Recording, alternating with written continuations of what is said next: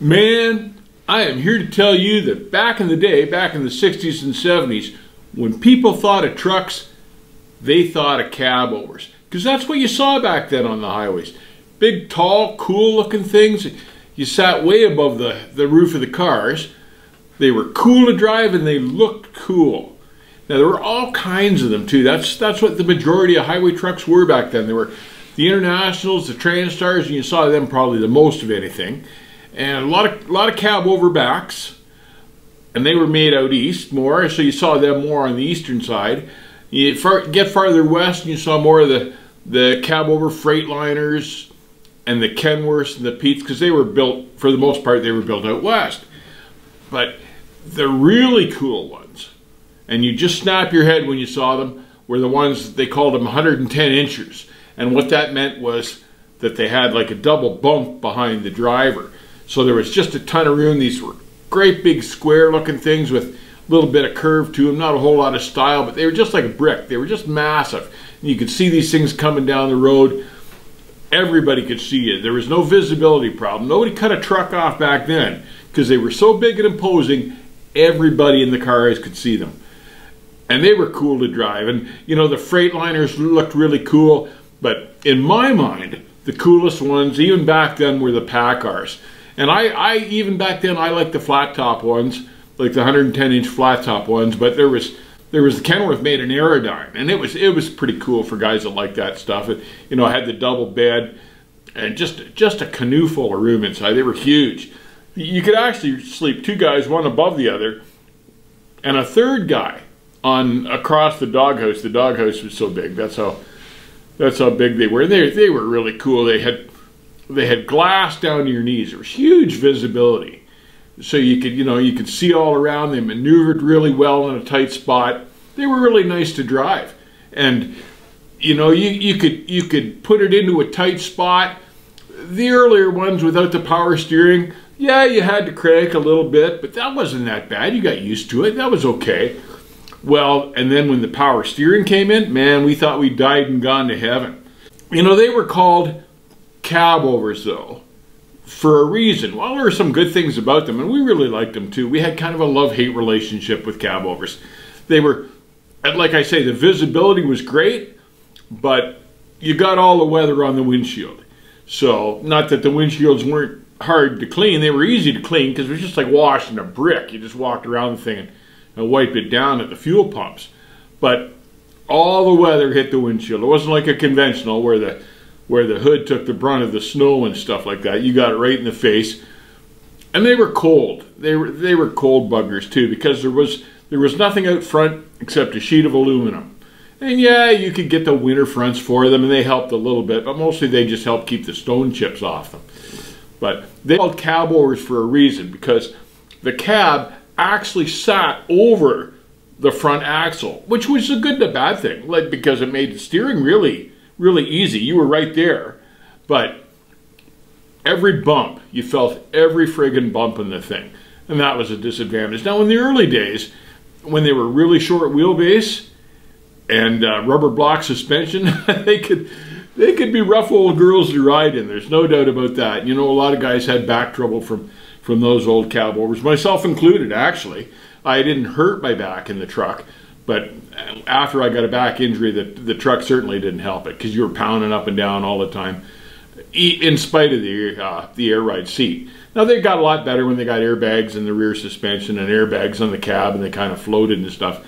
They were a lot better to drive then, but, you know, because my generation, most of us learned to drive in Cabovers. And I guess that's kind of the attachment we have to them too now. And there's a nostalgic value to them that we hung on to, because back then in the 60s and 70s, there was kind of a romantic nostalgia about running coast to coast, traveling cross country, and it was a big thing, and there were TV shows based on that, like Route 66 and stuff like that. And, you know, you could kind of relate to the romanticism of it, and that's the thing for us anyway. Yeah, we remember the bad parts, how they were kind of tricky to get in and out of, and all sorts of guys fell out of them trying to get out of them backwards, because you kind of had to get out of them backwards and then and then walk down the steps hanging onto the rod. Now some guys used to do what they called the Tarzan exit, which was where they'd swing out of the driver's seat, grab the pole on the cab, and kind of swing out and around and down onto the ground. But that was kind of hard on your back. It was okay when you were 20, but when you were 40, it kind of hurt when you landed. But all sorts of guys slipped on the steps, climbing backwards out of the things, and fell on the ground, hurt themselves badly. I knew an old boy that broke his back. He'd driven old beat-up conventionals most of his career. He'd finally made it to the top. It was going to be his last truck, and he bought a new Cabover Kenworth, 110-inch cab, beautiful looking thing, kind of a chocolate medium brown. And he'd had it about 3 months, and he got it in the winter time. He went to get out of it. The steps were a little bit slippery. He lost his grip on the handrail, fell backwards, and broke his back. And he was in a tough spot because, you know, he had a few years worth of payments to go on this thing, and yet he couldn't drive it anymore because his back was broken. So there were some real disadvantages about them too. Now, I did a video, I don't know, a while back on whether I thought Cabovers would ever be coming back to the North American industry, and I pretty much said no, they weren't, you know, and because everybody here seemed to wanted to go for the drop nose conventionals, and God knows why. But all sorts of guys I heard from after I made that video pointed out, most of them were from outside of North America, like out in Europe or over in Japan or New Zealand and Australia. All sorts of those guys pointed out how they were still using Cabovers in their trucking. I always kind of liked the look of the Scania. I always wanted to drive one of that. I'm not even sure I'm saying that right, a Scania or a Scania. But anyway, I always thought they were pretty cool looking trucks. And I thought, man, I'd like to check out one of those sometime. Drive one of those because they look so neat. But I saw one the other day, a video on YouTube, and it was a guy in Australia, and I forget the name of the driver. He's kind of a likable guy anyway, but he was testing the new Mercedes-Benz Actros, yeah.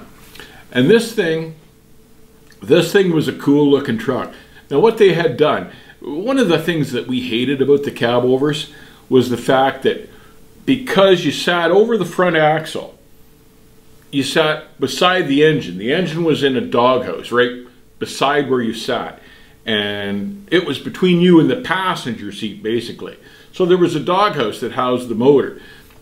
And some of the Cabovers could be really loud, like annoyingly loud. Like if you had a 318 or something like that, or Detroit, man, those things were loud. And if they had exhaust or fuel leaks and stuff like that, and a lot of them did, you could smell it in the cab. And they were kind of annoying, and the doghouse was always in the road. But what they had done with this Mercedes is they had sat the whole cab above the engine. And this is just a fairly new truck. I guess they came out in 2018. But the whole cab sat above the motor. So you didn't have that doghouse in there. You had like a flat floor.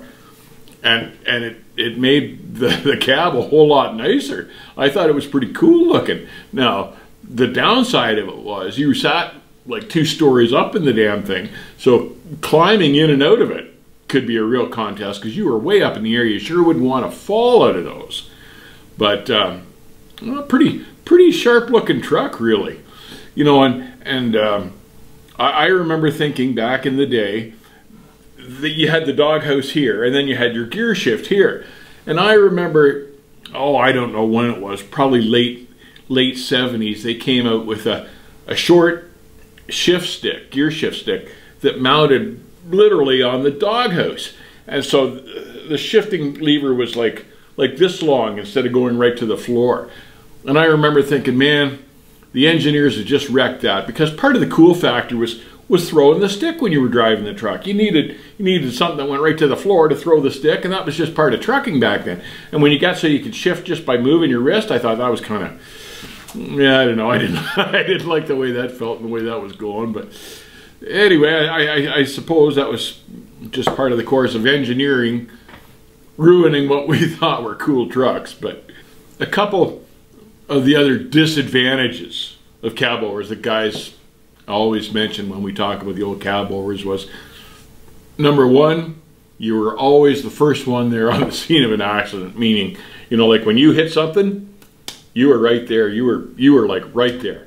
And I knew a few guys that ran into like a rock face or the back of another truck, and it would literally spit them out through the windshield. I had a good friend that died actually because of that.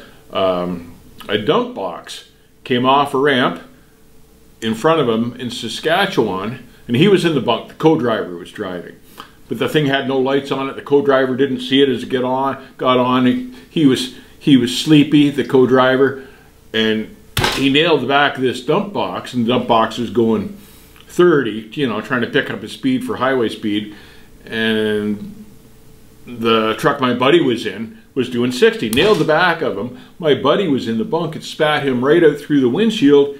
He hit the dump box and slid down between the two trucks, and just the impact of coming out through the windshield killed him. A serious disadvantage of being in an accident when it came into a cabover, because there was no crumple zone, no hood to absorb some of the impact. You were just right there, and usually it would just spit you out the windshield. I remember being in cabovers in the winter, and for the last, I don't know, 20 or 30 years since I've been in a conventional, if she started to walk sideways on ice, I would orient myself by looking at the hood in relation to the line at the side of the road, the shoulder of the road, and you could tell how far out of shape you were, how twisted the truck was by looking at the hood and looking at the shoulder of the road. But in a cabover, you couldn't do that. In a cabover, it was just you doing this, and you're wheeling her back and forth and trying to figure out how to correct yourself and if you are straight or not. It was even tough to tell whether you were straight sometimes, because you know you were moving with the truck, but there was no point of orientation out there in front of you